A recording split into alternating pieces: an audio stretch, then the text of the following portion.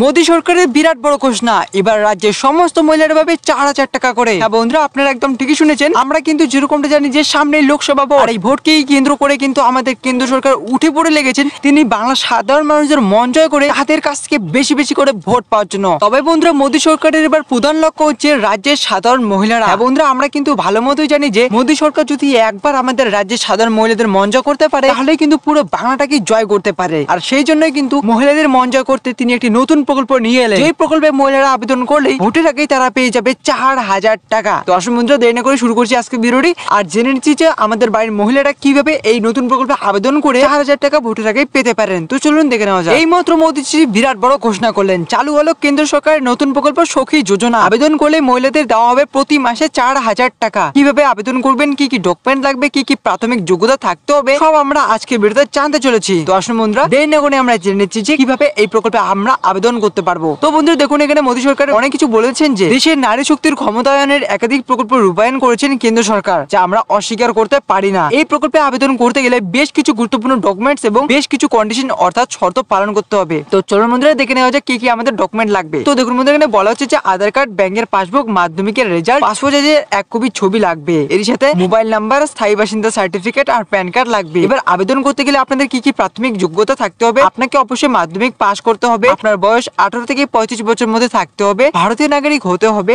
এই প্রকল্পে কেবলমাত্র মহিলারাই আবেদন করতে পারবেন। কম্পিউটার সম্পর্কে সাধারণ জ্ঞান অন্তত থাকতেই হবে। তো আসুন এবার আমরা দেখে নিচ্ছি যে আপনারা কিভাবে আবেদন করবেন। তো দেখুন বন্ধু, এখানে বলা হচ্ছে যে এই প্রকল্পে নিজের নাম নথিভুক্ত করতে হলে আপনাকে অনলাইন মাধ্যমে আবেদন করতে হবে। আবেদন করার জন্য গুগল প্লে স্টোর থেকে বিসি সখী অ্যাপটি ডাউনলোড করতে হবে এবং অ্যাপটি খুলে নেওয়ার পরে একটি পেজ আপনার সামনে প্রদর্শিত হবে, যেখানে আপনার যাবতীয় তথ্য যেমন নাম, বয়স, ঠিকানা, যোগ্যতা ইত্যাদি লিখে উক্ত পেজটি সাবমিট করতে হবে। এই প্রকল্প আপাতত উত্তরপ্রদেশে চালু করা হয়েছে। কিছুদিনের মধ্যে এই প্রকল্পটি সমস্ত রাজ্যেই চালু করা হবে।